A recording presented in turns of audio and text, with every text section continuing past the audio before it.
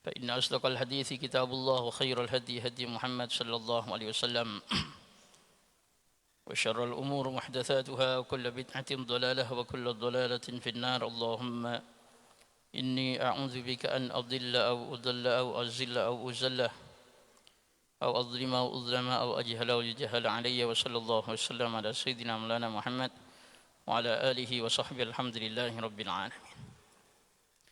بسم الله الرحمن الرحيم. الترغيب. قال المؤلف رحمه الله تعالى ونفعنا به وبعلومه في الدارين آمين. الترغيب في أداء الزكاة والترهيب من البخل بها. Anjuran di dalam menunaikan zakat dan peringatan dari kikir dengannya. Qala Allah Ta'ala wa aqimus salata wa atuz zakata warka'u ma'ar raki'in. Wa qala Ta'ala وما أمروا إلا ليعبدوا الله مخلصين له الدين حنفاء ويقيموا الصلاة ويؤتوا الزكاة وذلك دين القيمة. وقال تعالى والذين يكنزون الذهب والفضة ولا ينفقونها في سبيل الله فبشرهم بعذاب أليم يوم يحمى عليها في نار جهنم فتكوى بها جباههم وجنوبهم وظهورهم هذا ما كنزتم لأنفسكم فذوقوا ما كنتم تكنزون. Jemaah salat subuh yang dimuliakan Allah, pagi ini insyaallah kita akan mengkaji tentang anjuran menunaikan zakat dan peringatan bagi orang yang kikir. Setelah sebelumnya sudah membahas materi tentang sholat hingga sampai mensolati jenazah fardu kifayah, maka kita masuk pada rukun Islam yang ketiga, yaitu menunaikan zakat. Allah Ta'ala berfirman wa aqimus sholata, wa aqimu, dan kalian mendirikanlah as-sholata pada sholat, wa atu, dan kalian menunaikanlah az-zakata pada zakat, warka'u, dan kalian rukuklah ma'ar raki'in, bareng-bareng orang yang ruku'. Allah Subhanahu wa taala dalam ayat ini surat Al-Baqarah, Allah memerintahkan kita, yang pertama perintahnya adalah mendirikan sholat, yang kedua menunaikan zakat, yang ketiga sholat berjamaah. Kalian dirikan sholat kata Allah, yang nomor dua kalian tunaikan zakat, yang ketiga kalian rukuklah bareng-bareng dengan orang-orang yang rukuk. Sholatlah bersama orang-orang yang sholat. Perintah yang pertama mendirikan sholat fardu ain. Perintah yang kedua menunaikan zakat juga fardu ain. Sementara perintah yang ketiga ini disikapi oleh ulama dengan beraneka ragam mazhab. Ada yang mengatakan wajib ain, sebagaimana Imam Ahmad bin Hanbal. Artinya kalau ada orang enggak sholat berjamaah, dosa, meskipun sekalipun dia enggak sholat berjamaah berarti dosa, karena hukum melaksanakan sholat berjamaah itu wajib. Kemudian ada yang mensikapi fardu kifayah, artinya fardu kifayah itu yang penting syiar Islam berupa sholat berjamaah itu dalam satu daerah harus ada yang melaksanakan. Yang lain yang gak ikut berjamaah, yang penting sudah sholat, tidak masalah. Sholatnya wajib ain, melaksanakan sholat dengan berjamaah itu fardu kifayah. Yang lain mensikapi sunnah muakkadah. Mendirikan sholat berjamaah itu apa? Hukumnya sunnah yang sangat dianjurkan. Terlepas khilafnya ulama, apakah sunnah muakkadah, apakah fardu kifayah, apakah fardu ain tentang sholat berjamaah, yang jelas itu perintah Allah, perintah Nabi. Allah menyuruh kita tunaikanlah sholat, dirikanlah sholat, tunaikan zakat, berjamaahlah, sholatlah bersama orang-orang yang sholat. Maka jangan sampai nggak jamaah. Karena itu apa? Memang perintah Allah. Yang nomor dua, mau fardu ain, fardu kifayah, ataupun sunnah muakkadah, dalam hadis sama-sama ada konsekuensi. Konsekuensi bagi yang meninggalkan berjamaah, ancaman-ancamannya sekian banyak. Banyak ancaman orang yang meninggalkan sholat berjamaah. Sampai-sampai Rasulullah itu dulu hampir mau membakar rumahnya para sahabat. Kalau ada laki-laki nggak menghadiri sholat berjamaah. Orang buta kemudian minta dispensasi untuk tidak ke masjid karena memang kondisinya ya buta, kemudian nggak ada yang mendampingi. Ya Rasulullah, inni rajulun a'ma laisa li qaidun yakuduni ilal masjid. Rasulullah, saya ini kan orang buta, nggak ada yang nuntun saya ke masjid, mendampingi ke masjid. Saya harus berjamaah apa enggak Rasulullah? Farakhasalahu, kata Rasulullah. Ya sudahlah, kalau kamu kondisimu begitu ya sudah, bonus buat kamu. Dispensasi, enggak usah, enggak apa-apa. Falamma walla, tapi baru saja berpaling, da'ahun Nabi sallallahu alaihi wasallam. Tapi setelah itu Rasulullah manggil lagi. Udah bahagia dia, boleh enggak berjamaah. Baru balik, berpaling, dipanggil lagi sama Nabi. Atas ma'un nida, katanya. Kalau azan kamu dengar enggak, katanya. Azan di masjid. Oh, kalau azan Rasulullah dengar, katanya. Fa'ajib, katanya.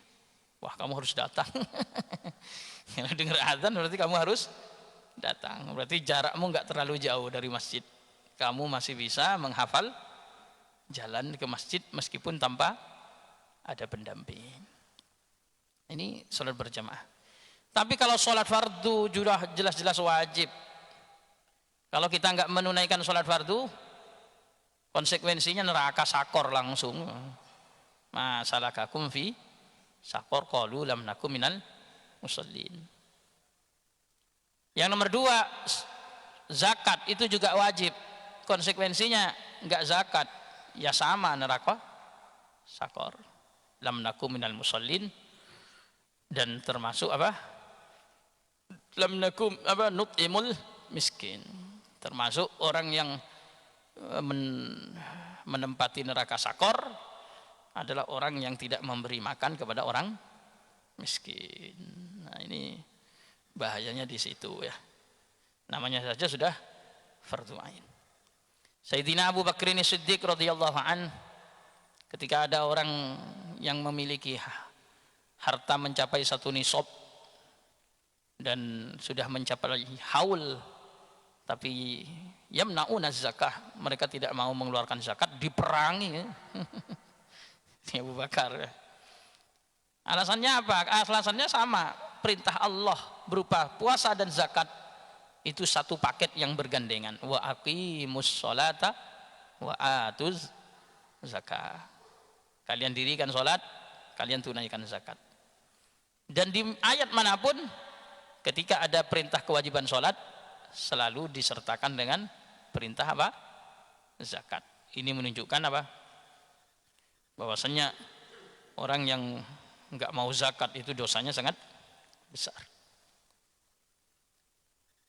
Wa qala ta'ala, Allah Ta'ala juga berfirman, wa ma umiru illa liya'budullaha mukhlishina lahuddin. Wa ma umiru, dan tidak diperintah siapa ahlul kitab, Yahudi dan Nasara.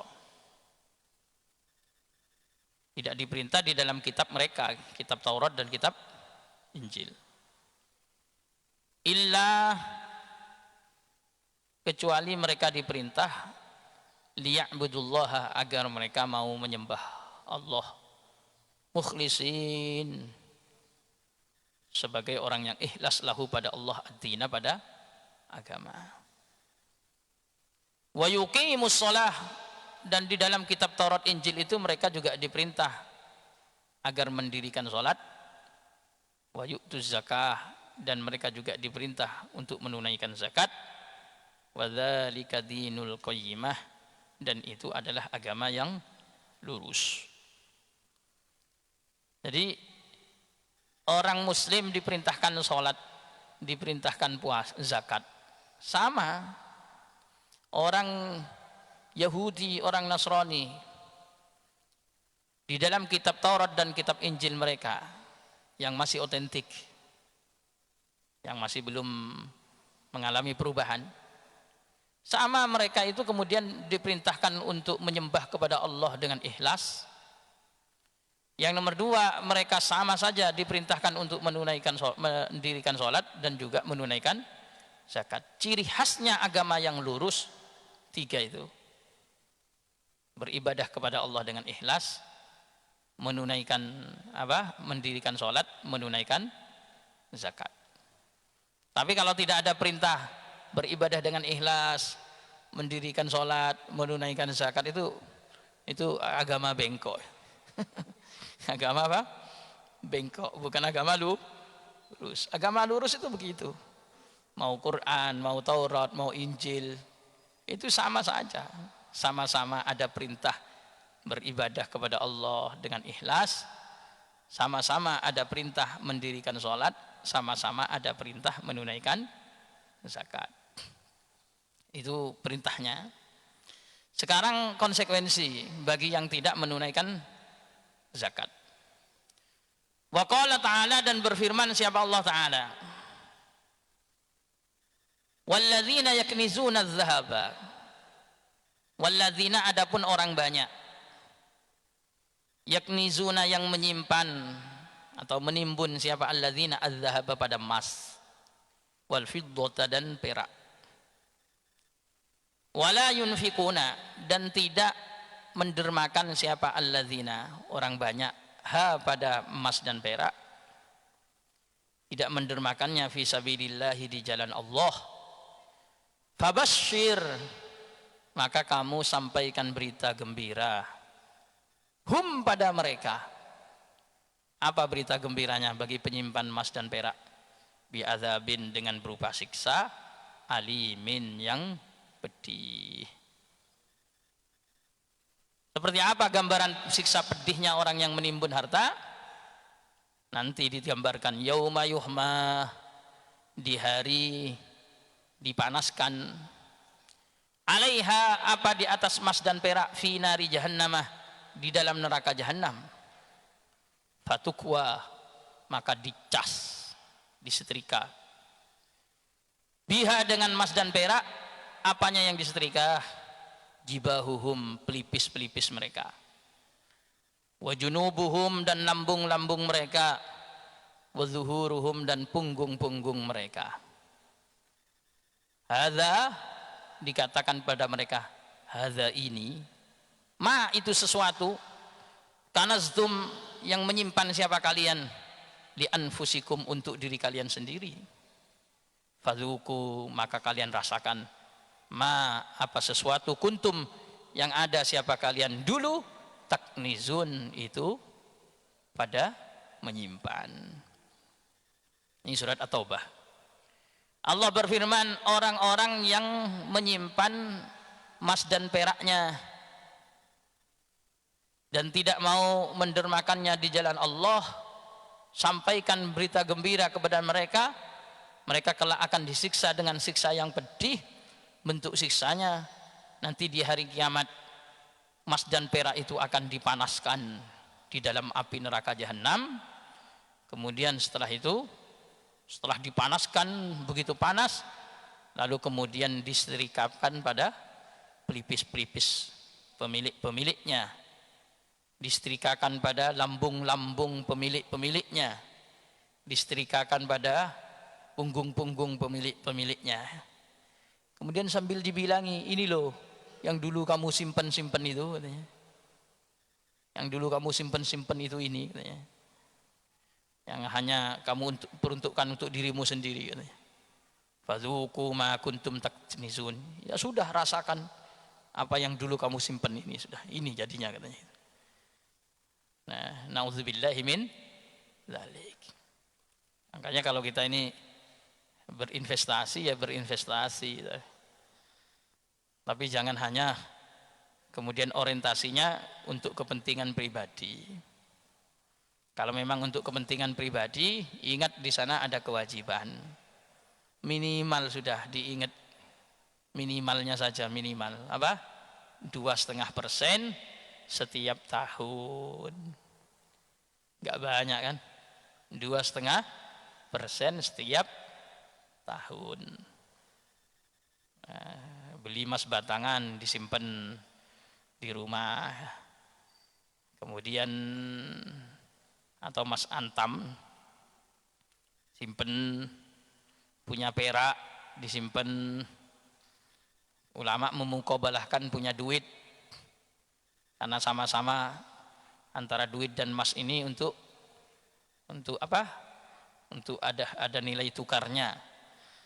Kemudian disimpan, zakat mal namanya. Cuman simpen aja, simpen di tabungan, simpen. Main simpen, rencananya hanya untuk pakai dirinya sendiri, kemudian tidak didermakan. Itu siap-siap sudah besok ya, dibakar ya. Nauzubillahi min dzalik. Kalau duit dibakar tambah hancur, iya kalau duit. Tapi ini duit, semua zakat mayoritas itu dikiaskan dengan emas. Dikiaskan dengan emas. Jadi dengan transaksi urudut tijarah, berniaga jual beli, nominalnya disamakan dengan hartanya, disamakan dengan emas terlebih dahulu, baru dikeluarkan 2,5%. Hitungannya sama dengan emas. Karena dikiaskan dengan emas, otomatis nanti di akhirat dipanggangnya tetap berupa emas. Ini nauzubillah min dzalik ya. Ini namanya tahdzir ya. Namanya apa? Tahdzir. Jangan sampai kemudian pelit minimal dalam zakat. Karena kenapa ya? Kalau kita ini, Rasulullah itu sudah mengingatkan bahwa, menyampaikan bahwasannya mana qasat shadaqatun min malin. Harta kalau dikeluarkan sedekahnya gak bakalan berkurang. Bahkan sudah disampaikan kalau hartanya semakin meningkat. Tahu-tahu kemudian kita masih negatif thinking sama Rasulullah, itu gimana? Rasulullah udah bilang harta kalau dikeluarkan gak berkurang. Bahkan Al-Quran menyebut kalau didermakan di jalan Allah, Allah lipat ganda sampai 700 hingga sampai mala nihayatalahu wallahu yudhaifu liman yasha. Dilipat ganda lebih dari 700 pun bisa, tergantung siapa saja yang Allah kehendaki. Tapi kita masih aja negatif thinking. Bener apa enggak Allah ini ya? Bener apa enggak ini Nabi ini ya? Kalau dikeluarkan enggak berkurang. Ini yang bilang Allah, yang bilang apa? Nabi, tapi enggak percaya. Takut berkurang, takut habis. Justru Nabi yang mengingatkan, Al-Quran yang mengingatkan, kalau tidak mau dikeluarkan itu nanti bahaya, baik di dunia hingga sampai akhirat. Kenapa? Karena itu ibaratnya hama. Kalau kita punya duit, zakatnya agak dikeluarkan, misalnya 2,5%. 2,5% itu hamanya. Ya, kita punya beras 1 karung. 1 karung memang 1 karung, tapi di sana ada hama. 2,5% dari satu karung itu berupa hama. Hancurlah tabungan-tabungan kita itu, dimakannya, dihancurin sama dia. Makanya sering, dan itu memang fakta, memang realita. Nggak ada ceritanya orang menjadi melarat gara-gara rajin zakat, nggak ada. Makanya sampai ada istilah, Pak Haji sekarang jadi melarat. Salahnya Pak Haji, kebanyakan zakat. Nggak ada dimanapun itu ceritanya. Di mana? Dunia film, dunia sinetron, dunia maya, dunia nyata nggak ada ceritanya orang mengeluarkan zakat menjadi melarat. Nggak ada. Justru sebaliknya yang berjubel. Orang yang kerjaannya menimbun, lupa dengan fakir miskin, lupa dengan anak yatim, lupa dengan ini. Baik dunia sinetron ataupun dunia nyata, itu sering kejadian. Sering kejadian itu. Dan yang cerita ke saya itu orangnya yang dulu gak sukses itu, orang yang sukses berubah gak sukses, sekarang lebih sukses daripada yang dulu. Batam ini dekat, areanya dari sini dekat kali. Ya Allah, sekarang super sukses. Dulu itu sampai bersedih hati. Dia sudah sekian banyak rukonya, sekian banyak usahanya, sekian hancur. Hancur. Kalau nggak salah waktu itu punya hutang sampai 2 M. Waktu tahun 2009 ya, curhat. Terus kita tanya, mungkin Bapak nggak pernah mengeluarkan zakat. Iya, memang sama sekali nggak pernah mengeluarkan zakat. Astagfirullahaladzim, sama sekali nggak pernah mengeluarkan zakat. Nah, sehingga pada saat kami mengingatkan itu, dia mulai, tapi memang orangnya punya keahlian di dalam bidang usaha. Dia mulai menata lagi. Kemudian ketika sudah mulai punya rezeki, jangankan zakat itu langsung disisihkan. Dia memulai baru punya karyawan. Pas kami datang silaturahim, dia cerita, Ustadz, ini karyawan saya ini mau pulang kampung, katanya di rumahnya ada musola mau dibangun. Terus gimana Ustadz? Apa perlu? Orang sudah bilang kayak begitu, sampean husnudzon, kasihkan saja. Dia kasihkan waktu itu 4.500.000. Dibawa karyawannya untuk katanya bangun musola. Kemudian setelah itu saya ada kepentingan, ngomong saya lewat telepon, Pak, saya ini. Ternyata nggak dia jawab. Nggak dia jawab. Pas saya silaturahim beberapa bulan kemudian, tahu-tahu dia ngeluarin duit isinya 9 juta. Ustadz, dari dulu saya tunggu-tunggu, saya nggak keluarkan, nggak saya apa-apakan, karena Ustadz dulu pernah bilang dan saya niati, sudah saya simpan di sini. Itu sudah berbulan-bulan, dikeluarkan dibungkus plastik. Ini yang saya niatkan. Subhanallah, sekarang itu di mana-mana itu. Di sini karyawannya, di sini karyawannya, di sini karyawannya, di mana-mana karyawannya. Cuman saya berharap mudah-mudahan nggak lupa lagi. Nggak lupa apa? Lagi. Iya betul. Dan dia cerita setelah zakat itu, ingat zakat, ingat sedekah. Subhanallah, semakin berkembang, lebih dahsyat daripada dulu yang hidupnya penuh dengan kebingungan, bahkan sibuk dengan ini sampai hancur.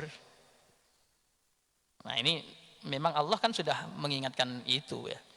Rasulullah sendiri juga menyampaikan setiap pagi hari jam segini itu sudah menyampaikan apa?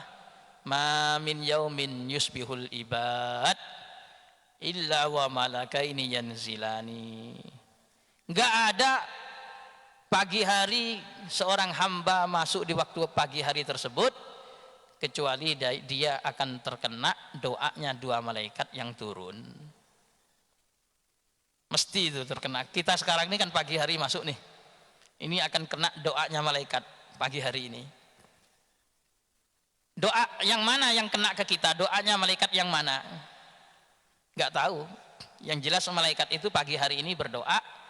Yang satunya berdoa begini, Allahumma a'ti munfiqan khalafah. Ya Allah, orang yang mendermakan hartanya hari ini, kau gantilah dengan ganti yang lebih baik.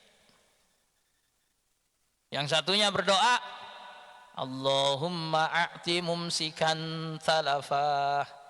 Ya Allah, orang yang menahan hartanya hari ini, kau hancurkan dia ya Allah. Kau berikan dia kebinasaan. Itu kira-kira yang kena kita yang mana? Ya tergantung. Kalau kita termasuk yang berderma, kena yang ganti lebih baik doanya malaikat.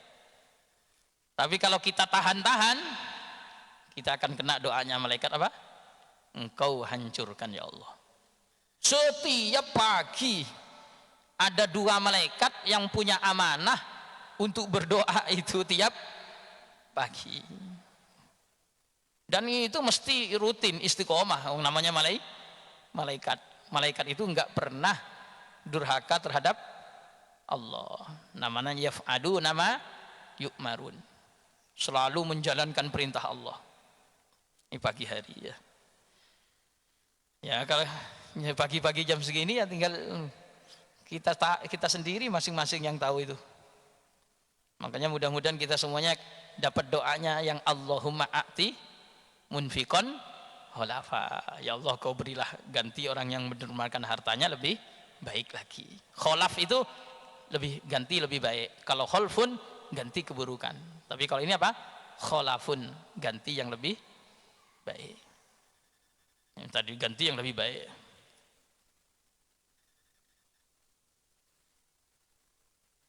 Ya, memang perlu latihan ya. Perlu apa? Latihan. Orang latihan sedekah pagi itu awalnya berat, lama-lama kalau nggak sedekah itu rasanya kayak ada yang kurang dan bisa sedih itu siang hari itu. Astagfirullahaladzim, tadi pagi nggak sempat sedekah apa? Jadi pagi hari itu kayak ada yang kurang. Namanya perlu latihan. Kalau bisa latihan lebih besar lagi. Lebih besar lagi, karena memang perlu latihan ya. Namanya innal insana khuliqa halu'a idza massahu syarru jazu'a wa idza massahul khairu manu'an illal musallin alladzina hum ala salatihim daimun. Memang manusia itu dari sononya diciptakan memang pelit, suka berkeluh kesah, itu memang dari sononya. Cuma ada manusia itu yang bisa sukses terlatih. Ciri-cirinya itu illal musallin alladzina hum an salatih illal musallin apa illal musallin alladzina hum fi salatihim daimun. Kalau orang itu rajin menjalankan salat nanti bisa melatih diri meningkat, enggak bakalan pelit, enggak bakalan berkeluh kesah. Nanti hatinya itu plong, lapang. Perlu latihan memang. Nanti kalau latihan itu enak, idza kasural misas qallal ihsas. Kalau terbiasa enggak terasa. Padahal kita ini kan kadang saking biasanya kan beli pulsa itu kan rutinan paket internet. Kan enggak jadi beban. Dulu mungkin beban mau ngeluarin paket internet itu. Tapi terbiasa, akhirnya enggak terasa. Nanti juga dikembangkan lagi apalagi gitu. Sudah biasa. Akhirnya ya menjadi sebuah keharusan. Menjadi rutinitas, kebiasaan dan enggak ngefek apa-apa kayaknya. Kayak enggak ngefek. Tapi kalau zakat itu zakat sedekah itu sudah enggak ngefek, hartanya semakin bertambah semakin melimpah. Doanya malaikat. Belum lagi masih didoain oleh orang-orang yang kita sedekah itu. Wah, malaikat aja tiap pagi sudah doain. Kemudian orang-orang yang disedekain masih doa lagi. Masya Allah, jazakumullah. Ngomong jazakumullah saja itu sudah. Semoga Allah membalas Bapak. Doa itu aja sudah Allah sudah yang balas. Mau bilang apa sudah? Jazakumullah. Jazakumullah ahsanal jaza. Allah yubarik fik. Mudah-mudahan Allah memberkahi Anda. Mudah-mudahan rezekinya tambah lancar. Mudah-mudahan, wah, itu sudah mustajab semua. Itu sudah. Enggak didoain pun sudah otomatis. Apalagi masih tambah doa. Nah, makanya memang perlu melatih ini loh, harus bisa melawan satu persatu setan-setan yang mengganggu itu. Dan yang paling berat adalah melawan ummus syayatin. Tapi ibu jangan tersinggung ya. Ummus syayatin itu apa? Ibunya setan. Ini ngelawan setan sekian banyak, mau ngeluarin sedekah lewat, alhamdulillah sukses ngalahkan setan ini. Tadi mau ngeluarin itu aja sudah berat ngambil rasanya. Sedekahlah hari ini sekian dikeluarkan. Mau ngambil itu aja kita sendiri sudah tarung, sudah bertarung. Ngambil, alhamdulillah akhirnya pejamkan mata, bismillah, keluar. Setelah keluar ketemu istrinya, bang mau kemana bang, katanya. Indah, ini saya ada sedikit rezeki mau tak kasihkan si A. Istri bilang, anu loh bang, ini A I U E O H I U E O sampai Z. Akhirnya ditaruh lagi. Tadi mau merangi setan yang original itu sudah menang. Tahu-tahu kalah sama ummus syayatin. Ya, tapi ini enggak Bu ya. Bukan ibu-ibu anggrek sari ya.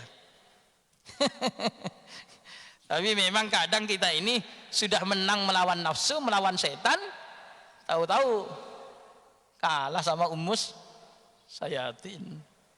Makanya nggak usah bilang-bilang mau kemana, mau ini, habis lah wis. Ya, memang kadang begitu, nggak usah dimusyawarahkan kalau kebaikan itu ya. Kebanyakan musyawarah malah nggak jadi.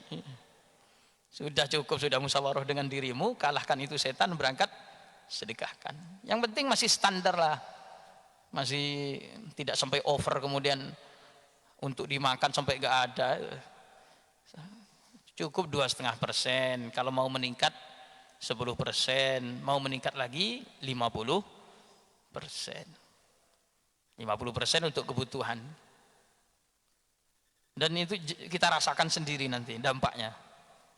Mulai dari ketenangan jiwa, kemudian pikiran yang fresh, hidup yang enggak berat, yang enggak terbebani. Kayaknya begitu ringan, ketemu orang di mana-mana itu kayaknya dunia itu luas. Ke sana ketemu orang yang ini, di sana ketemu orang yang apa? Menegur kita, bersenyum-senyum kepada kita, kemudian welcome sama kita. Itu berkat apa? Sedekah. Belum lagi nanti kalau besok masuk akhirat ya, masuk surga, malaikat menyebut tibtum fadkhuluha, katanya malaikat selamat datang, malaikat nyambut.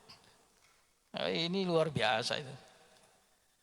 Wa an Ibnu Umar radhiyallahu anhuma qala Rasulullah sallallahu alaihi wasallam umirtu an uqatilan nas hatta yashhadu an la ilaha illallah wa anna muhammadar rasulullah wa yuqimus shalah wa yu'tuz zakah fa idza fa'alu dzalik asamu minni dima'ahum ambalahum illa bihaqqil islam wa hisabuhum 'ala Allah, muttafaqun alaih.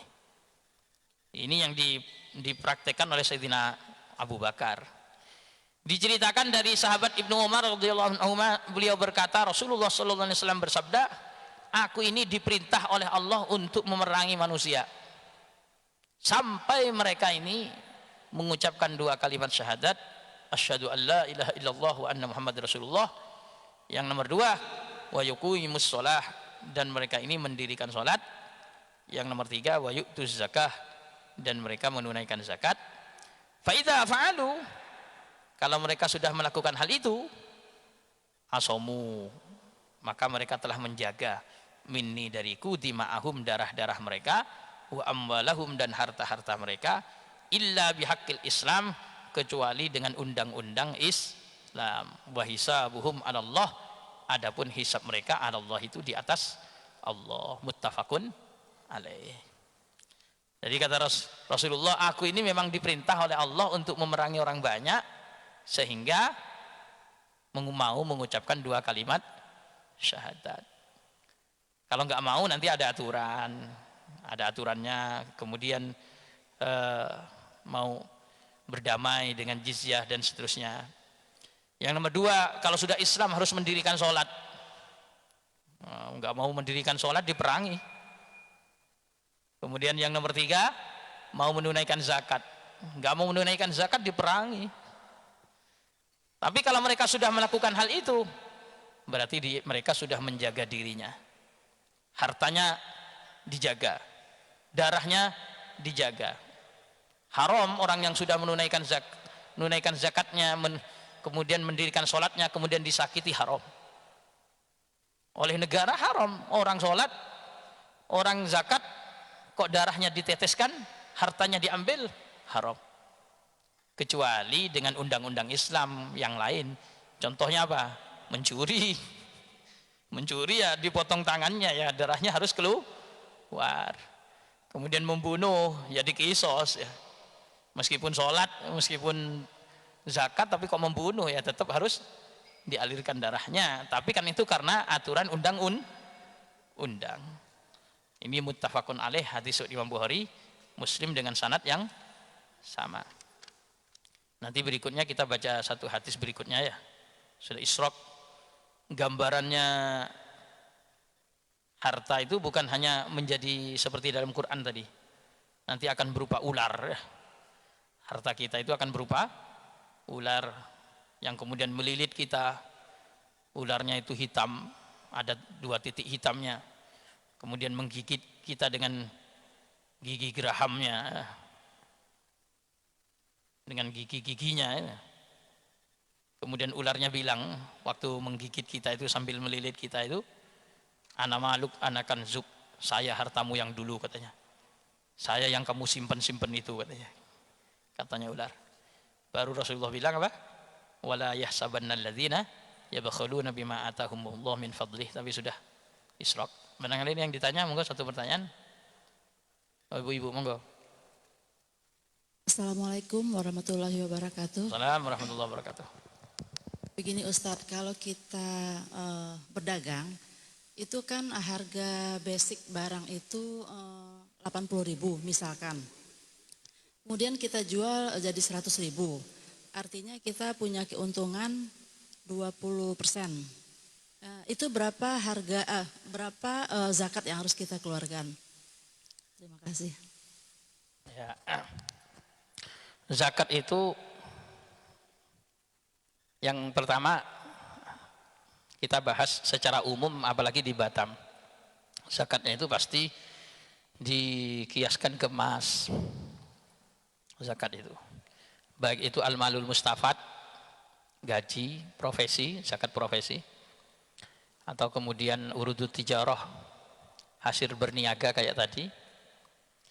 Tapi yang penting difahami di dalam zakat itu semuanya ada nisab, ada haul dulu. Nisab itu batas minimal wajib mengeluarkan zakat. Jadi batas harta minimal wajib mengeluarkan zakat itu namanya nisab. Haul harta tersebut sudah berjalan selama 1 tahun. Tapi kalau ibu hari ini mau memulai usaha dengan modal 1 miliar, 1 miliar itu mencapai nisab enggak? Iya, nisab itu cuman 20 miskol. 20 miskol itu kalau dikonversi ke emas itu hanya 85 gram. Jadi 85 gram emas. Tapi 1 miliar itu buat beli 85 gram bisa enggak? Lebih-lebih. Wajib enggak zakat? Belum. Kenapa kok belum? Belum 1 tahun. Belum berjalan 1 tahun. Tapi kalau ibu tadi modalnya 10 juta, 100 juta, mau 1 miliaran, mau berapa miliar, berjalan 1 tahun, dihitung. Alhamdulillah ternyata hartanya ini melebihi 1 nisab. Bahkan berkembang, yang tadinya 1 miliar jadi 3 miliar. Kemudian dipotong operasional. Ibu hitung-hitung operasionalnya berapa kemarin. Kemudian gaji karyawannya, kemudian yang lain banyak kan operasional. Selain peralatan-peralatan kerja seperti perabot-perabotnya itu. Setelah tuntas semuanya dihitung, sisa berapa ya? Sisa berapa? Baru kemudian kalau sudah semuanya dipotong operasional, semuanya sudah selesai bersih, sekarang dihitung, setelah dihitung dikonferensi kemas duit tersebut. Cukup gak untuk membeli 85 gram emas? Ternyata dihitung lebih. Maka kalau begitu dia berkewajiban untuk mengeluarkan zakat. Zakatnya berapa? 2,5%. Kalau cuman per hari misalnya punya 80.000 beli barang, dijual jadi 100.000, belum wajib zakat. Tapi kalau mau sodako bagus, itu bukan zakat. Ibu sekarang punya barang dijual modal 80.000, laku 100.000. Kemudian tapi ini bukan zakat loh. Ternyata ibu 5.000-nya dibuat untuk sedekah. 15.000-nya kemudian masuk kantong, disimpan. Besoknya begitu lagi, itu lebih bagus lagi. Tapi itu bukan zakat. Zakat itu minimal hartanya mencapai 1 nisab dan berjalan 1 tahun. Insya Allah. Jadi berarti dihitung dari keuntungan, ya Ustaz. Artinya kalau berniaga itu modal usaha selain perabotnya plus laba itu digabung jadi 1. Jadi menghitungnya bukan labanya saja. Misalnya ibu modalnya selain perabotnya loh. Misalnya ibu buka usaha sewa ruko nggak dihitung. Kemudian bikin perangkat-perangkatnya etalase atau apa? Etalase nggak dihitung. Ternyata di situ butuh mesin atau apa? Mesin nggak dihitung. Yang berputar yang dihitung. Kalau toko peracangan biasanya kan sabun apa. Itu sekarang modal sabunnya ininya berapa kalau dihitung? Ditambah dengan modal dengan laba, keuntungan digabung jadi 1, dipotong operasional.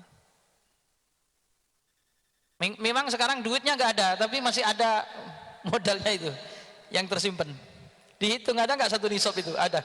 Tetap berkewajiban mengeluarkan zakat. Keuntungannya kemana? Ya mungkin kemarin sudah dibuat jalan-jalan ke kampung, kemana, rekreasi, ke Lingga. Sudah buat makan enak. Sudah makan apa itu? Di pinggir pantai, pinggir apa, makan enak. Saya kemarin mau ngikut, nggak sempat, kapan-kapan saya ikut kayaknya. Wah, enak-enak makanannya. Sudah habis dibawa jalan-jalan, yang sekarang sisa modal. Ya modalnya itu dihitung sama keuntungan kemarin yang sudah habis itu. Karena apa? Sebenarnya di sana ada zakat. Jangan sampai kemakan kita ya. Karena ada haknya orang lain. Insya Allah kadang begitu, kita ini merasa sudah nggak punya duit, tapi sebenarnya sudah kita makan. Nah, ini yang saya khawatirkan di situ. Sisihkanlah 2,5%, sisihkan. Nanti enak pas 1 tahun kita harus mengeluarkan itu rasanya apa? Nah, cuman kalau rata-rata zakat profesi itu lebih enak lagi karena di dalam zakat profesi tidak disyaratkan berjalan 1 tahun. Tiap bulan jangan keluarkan, tiap bulan biar gak terlalu beban kalau mengeluarkan apa? 1 tahun. Jadi sebenarnya tetap 1 tahun, cuman diperbolehkan untuk takjil, menyegerakan tiap bulan, tiap 3 bulan, tiap 2 bulan, monggo jangan keluarkan biar lebih apa? Ringan. Dapat gaji dikeluarkan 2,5%, dapat gaji keluarkan 2,5%. lebih ringan. Kenapa? Karena untuk zakat profesi sebenarnya sama-sama harus mencapai nisabnya emas plus 1 tahun, kemudian cuman oleh ulama diperbolehkan untuk takjil, menyegerakan apa? Zakatnya. Makanya dikeluarkan 2,5%, 2,5%, 2,5%. Setelah itu pakai wis makan, beli pulsa, rekreasi, apalagi monggo jenengan shopping atau apa, monggo silakan.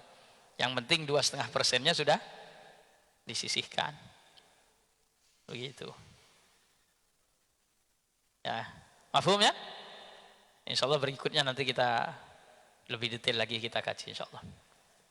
Subhanakallahumma bihamdik asyhadu an la ilaha illa anta astaghfiruka wa atubu ilaik. Assalamualaikum warahmatullahi wabarakatuh.